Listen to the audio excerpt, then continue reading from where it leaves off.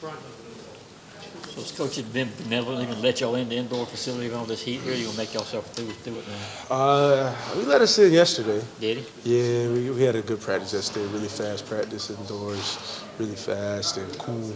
Today wasn't that bad, so we went outside. We always rotated. Okay. The start of school this week, so everything is really kicking in gear. You know, the game is less than a month away. How do you guys feel preparation-wise in terms of yourself and then also as a team? I'm excited. Personally, I'm really excited. I can't wait. I'm glad everyone's here. Glad to get out of the hotel, you know, getting used to everything, getting on the flow of everything, getting used to school and getting used to the new practice schedule. With school back in session and camp over, how are you as a senior kind of taking over some of these freshmen and advising them how to just like handle the schedule?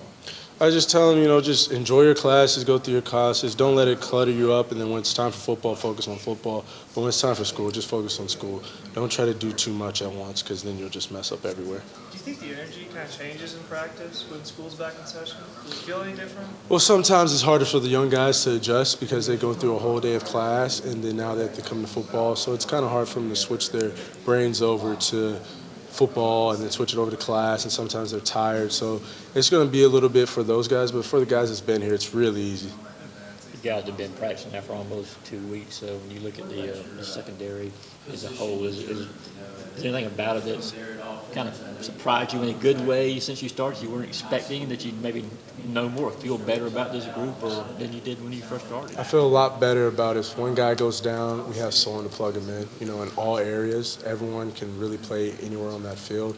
And it's not only with depth, we have people that know what to do in that depth. Even the freshmen? Even the freshmen. I mean, how much does that part of it surprise you, their knowledge of what to do? I think it's really part of just those guys early enroll in. And when they're early enroll in, you know, that gives them a step ahead, and that's helped them a lot.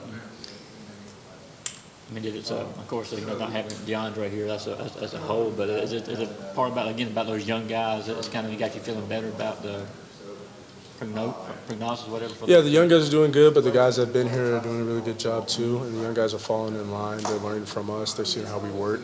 And so everyone's pushing each other. And we got a lot of guys that can just go in. If one person's down, it's not going to be a drop-off. What's the biggest strength? Let's kind of talk about some of these young guys. What's kind of, you know, go down the list a little bit, some of the strengths you like in them and kind of what they're bringing to the team?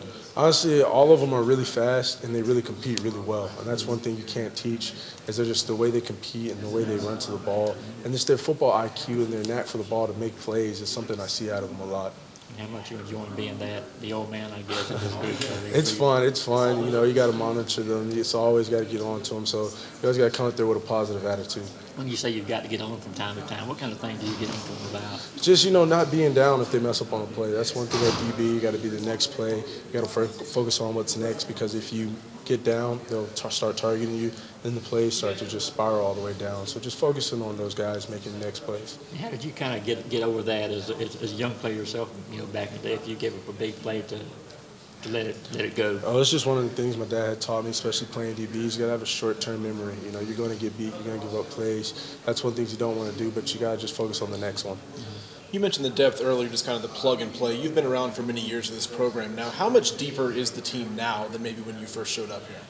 It's just so much deeper to where, like I said before, we got guys that can play both safeties, star position, and a corner, to where if one person goes down, we don't have to worry about who we're going to put in. They just go right in, and I feel comfortable with playing back there with anybody. Overall, is the athleticism, you think, in the secondary better than last year? Definitely the depth is better. The athleticism is there. I'll just say the knack for the ball and the guys' big play ability is there a lot more than we had last year. Of course, the creating havoc is something we talked about. Yeah, the havoc rate's out the roof right now. How so? How so? I mean, the interceptions of this last scrimmage and turnovers of this last scrimmage we've never had in 2 years. So that's a big jump. How many picks did Joe have in the scrimmage? I don't know, but I know that when I looked at it and compared us, man, we haven't had this in a while. Is there anything else besides the havoc rate that Coach Lanning kind of emphasizes through spring practice and now a couple weeks into fall? Effort, man. Effort and running to the ball, and that knocks away a lot of bad plays that you make and knocks away a lot of mistakes. If we can just get everyone to run into the ball, you know, one guy misses a tackle, but there's people right there to clean them up, it knocks away that mistake. How drastic does the whole emphasis on havoc seem like? Because Kirby's always said that first priority to stop the run, but it seems, even I think he's saying publicly now, like, well, maybe it's more about being aggressive. Well, you know, we have goals. We have set goals. So we got HAVOC, we got stop the run, and those are the things that we focus on. So it's not one's above another or this one's above that. It's just one of our goals that we've been focusing on. And so stopping the run is, you know, the priority. You got to do that. And then we talk about HAVOC every day. We talk about those two things every day in our defensive meeting room. I kid you not, like literally every day we stand up, we chart how many yards we give up, we talk about HAVOC every day.